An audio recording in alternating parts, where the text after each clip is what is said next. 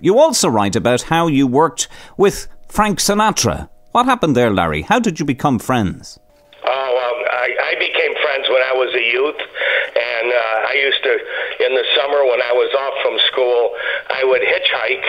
And in those days, they didn't have all these crazy perverts out. So I would hitchhike and go far away out in the country and caddy at golf clubs. And I got lucky, and I drew his number, and I wound up with his foursome. And then the next year at the same club, I found out that he was there, and I paid off the guy that had his number and got him again and said, one day maybe you'll see me in Hollywood. And he said, yeah, kid, sure. He was a great tipper. And then one day I was walking across Sunset Boulevard and saw him and Mickey Rudin, his lawyer, and ran up to him and said, you remember me? I was your caddy. He cracked up. He did remember, and from then on we became good, dear friends. That's amazing. It sounds like something straight out of a movie indeed. Well, it's true. It was a lot of fun. Hey, listen, I lived a charmed life, and I thank God every day. Now, Frank Sinatra's wife, Barbara, recalls how you gave the Sinatras a yellow parrot called Rocky, who could talk parts from the famous Frank Sinatra song My Way, as well as other colourful language, I believe. Yeah, well, Rocky that's why his name was Rocky. I mean, it's like a tough prize fighter name.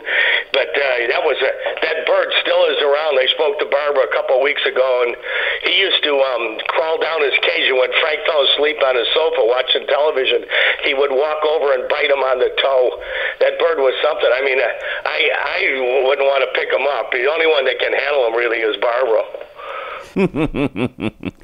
Your book also talks about how you annoyed Elvis Presley and how you helped launch Michelle Pfeiffer's career. Well, Elvis, that goes back when I was doing Baba Black Sheep, when I was with Robert Conrad, and we both attended a concert that Elvis was doing in Las Vegas. And the night that I went to the concert, my dear friend Al Sachs, who owned the Stardust Hotel, gave me a Pulsar watch. And in those days, that was a digital watch. It was just unheard of. I mean, it was gorgeous. And I put it on, and I went to the concert, and when we were talking with Elvis, I hit the button, and it lit up. And he went bonkers. And all he knew was he had to have that watch. And he was peeling off his rings and his pendants and everything. And I said, I can't do it. And Conrad was becoming very annoyed also, because he said, Minetti, give me a break, will you? It's only a watch. It's Elvis Presley. I said, I can't. I said, it's my friend, and I'm too loyal to him. Anyway, Presley was ticked off, and he stormed off. But that was my encounter with Elvis. I did meet him once after that, and we were fine. And Michelle Pfeiffer. Oh, well, Michelle, I was going to judge a beauty contest with Bo Hopkins, who was on the Wild Bunch movie with William Holden and Ernest Borgnine, and the studio assigned us to go to this beauty contest. So on the way, we stopped at a grocery store for, I don't know what for, cigarettes. At that time, everybody smoked, or beer or whatever. And there was this gorgeous blonde behind the counter, and I just jumped over the counter, and I said, honey, what's your name? And she replied, my name's Michelle, and go away. Bo Hopkins kind of smirked, but I said, listen, give me your phone number. I don't remember exactly what it was, but it was cute. And she said, well, I'm busy, and I'm leaving. I'm going to a beauty contest. I'm one of the contestants. And I said, well, really? I said, because we're the judges, and I think that we might be able to do something for you. Well, obviously, I went to the beauty contest, and lo and behold, it was the same one, and we tried to get Michelle, and God knows why she didn't win. She came in second. She was so gorgeous. And after that, we became really good friends, and not girlfriend and boyfriend. I think the book, I didn't pay much attention, but the book kind of put it that way. But we were really pals, and I did open some doors for her, and the rest was history. I opened the door, and she walked through, and God knows she had the beauty and the talent, so...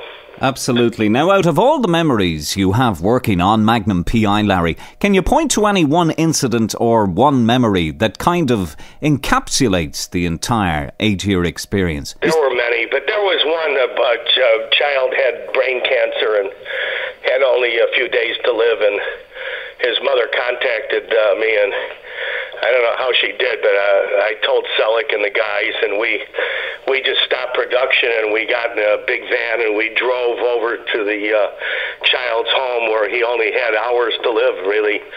And we went into the home, and we sat around the bed and held his hand and talked to him. And I took my Magnum ring off, and I put it in his hand, and while Selleck was talking to him, he just passed away. And that's something that I held inside of me for a long time. Actually, you know what? You're the first one I ever told that to. Well, it certainly does move the heart, Larry. Yeah. A very touching story. Now, in Aloha Magnum, you applaud Tom Selleck for his extraordinary work ethic on a grueling show where you were shooting for hours in the midday Hawaiian sun, and you also laud Tom Selleck for his work with Hawaiian charities and his willingness to go to bat for the programme's cast and crew members. Tell me, has Tom read the book, Larry? And if so, what did he think about it? Well, he liked the book a lot. He only had a couple of problems with it, and I fixed it. And, you know, Selleck was single then, and I think it might have had some of his exploits, but, you know, I was happy to fix it. And he likes the book. You know, I didn't want Tom to do the cover story.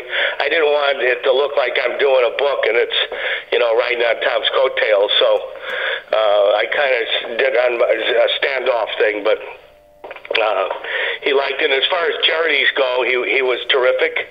Actually, I was running a charity when he was in Honolulu, and he came to the event, and he happened to have on a Navy uniform, which was one of the episodes, and I auctioned him and his uniform off for $5,000. He was terrific. I mean, he gave us all a Porsche, a 928 Porsche, gave the cast a Porsche.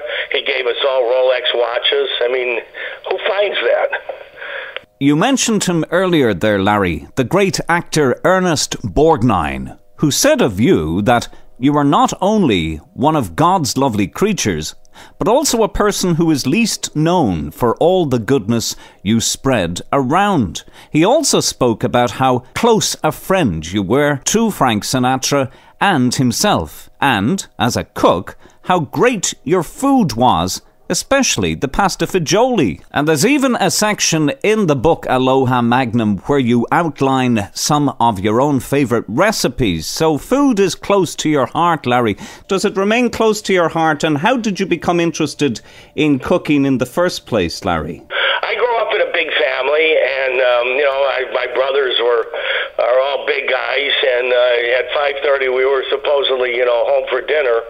And believe me, when the food hit the table, it looked like 40 wolves jumping on her. So my mother cooked. She was a great cook, and my grandmother. And I learned how to cook and hung around a restaurant and became like a sous chef when I was a kid and experimented. And then I love it. It's a very relaxing hobby for me. Well, you've had a very colourful career to date, Larry. No doubt about it. But tell me, what is life all about for you these days? Well, I'm involved in charity, mostly cancer, and I still cook. I cooked last night. I made chicken Vesuvio, and tonight I'm going to make fettuccine Alfredo. I love to cook. It's kind of, you know, Frank Sinatra said anything that gets you through the night, booze or tranquilizers.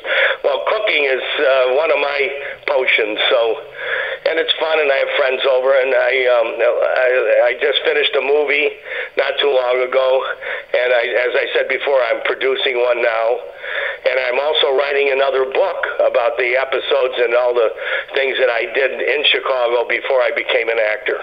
Well, it has been a great pleasure speaking with you, Larry. Thank you so much for joining us here. Thank you so much for the interview, and I had a great time talking with you.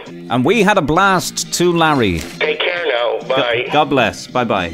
Larry's book, Aloha Magnum, is back in limited print and is available for sale at LarryMinetti.com, and all books will be personally autographed by Larry himself. A great read, a brilliant gift, and a total page-turner for anyone who enjoyed Magnum P.I. And I know there are millions of people out there who did, so there you go.